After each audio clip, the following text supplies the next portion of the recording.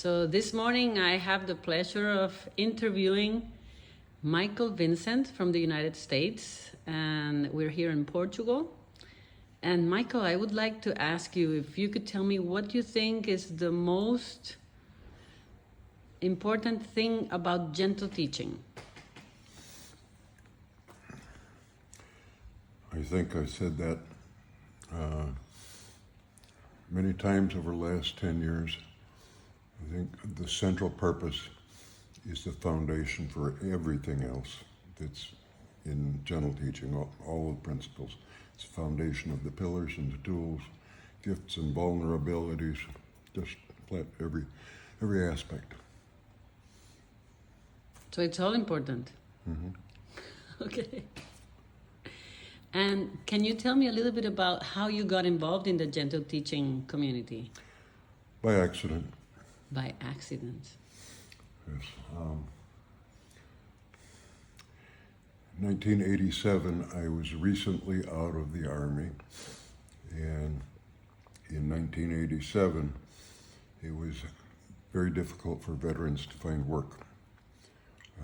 The memories of the Vietnam War were still fresh.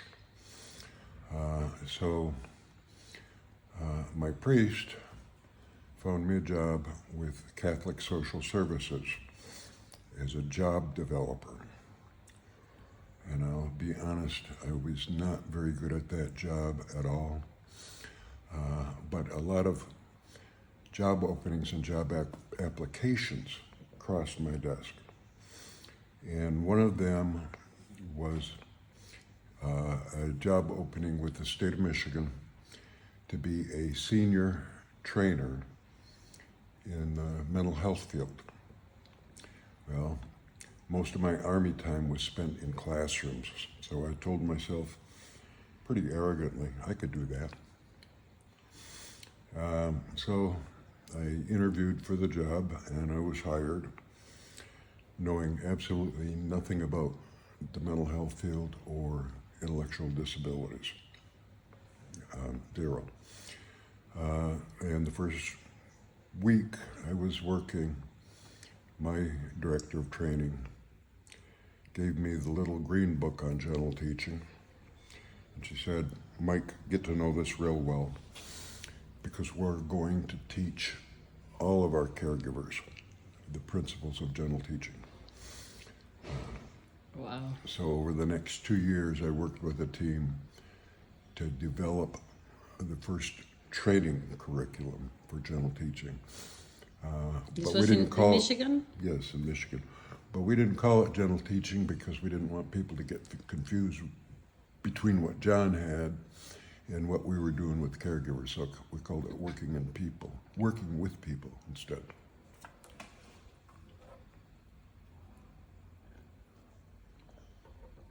That's how I got involved. Excellent. And this was in what year? 1986, we actually started, 1987, we were working on the curriculum.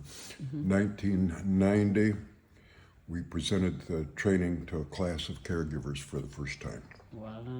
There's still parts of that training curriculum in use in different parts of the United States, different parts of Canada, and where I've gone overseas, parts of it are being used there also.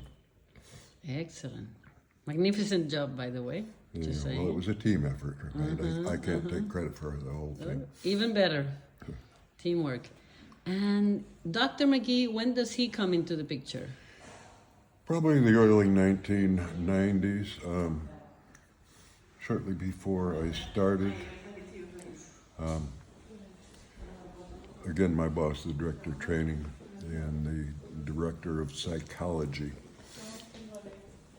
had gone to Omaha for a workshop with John McGee. Mm-hmm. And that's why it was fresh in the director of training's mind when I started. Mm-hmm. Subsequent to that, probably in the early 1990s, John visited MORC quite regularly to conduct practicum sessions, more in-depth training, more hands-on training for supervisors, clinical professionals, managers, because they're the ones that actually guide and coach the caregivers. So he did that for several years, and occasionally he would take me by surprise and ask me to present short portions of the practice. Dr. McGee? Yes. And he wouldn't give me any warning about this. He would just off the cuff. It's your turn. Yes. As his visits became less frequent, we developed a practicum designed for use where I was working. Excellent. Excellent. And can you share with us the most beautiful experience that you've had that you can remember? I'm sure you've had many of them throughout the years, but the one that comes to mind when I say the most beautiful experience that has to do with gentle teaching with one of the participants, clients, however you want to call it.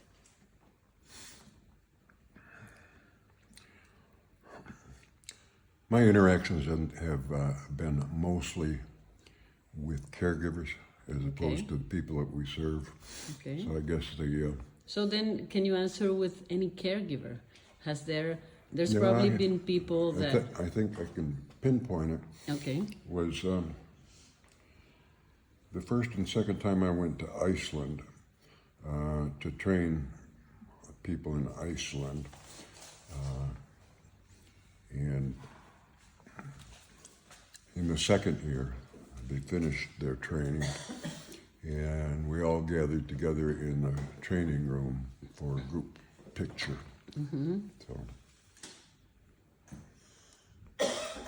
Would you say that's it? that would be it. Wow. And how did it feel then? How can you express in words what you felt for that second time around training them and this group picture? Probably like any regular school teacher, like a kindergarten teacher when all of her little kids go on to first grade, or high school teacher when she sees all of her students walking across the stage and getting their diploma. Similar to that. Not exactly, but similar. Yeah, I see what you mean. I was a university professor myself, so... And did you see what changes, if any, can you share with us about the changes in the people but after the 2 years of training of gentle teaching? How can you explain the changes in them, if you saw any changes in them, in the people per se? Real abstract. I could see what they learned from gentle teaching changed them personally, not just professionally. Definitely. And how, would you say? They'll change the way that they interacted with their family, interacted with their colleagues, and even changed the way they interacted with strangers. Yes. People that they had only momentary interactions with. Yes, excellent. And could you summarize, because it's a lifetime, right? But how could you help us understand how gentle teaching has impacted you? Well, quite honestly, I wish I had known more about gentle teaching when my kids were little. But it's my way of making a difference in the lives of the people that we serve, and to be able to see the growth in new people coming into gentle teaching, and to continue to connect with other people in the gentle teaching community that I've known for 30 years and more. Beautiful.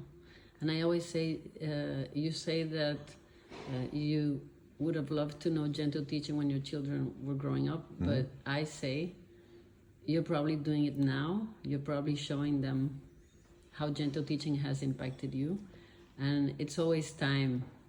There's always time. It's always the right time to make the changes in life if you haven't made them by then. So I really want to appreciate you from all of us and say thank you for your dedication, your wise words, and all your help to train all these people from around the world to make Thanks. this world a better one. Thanks. Thank you.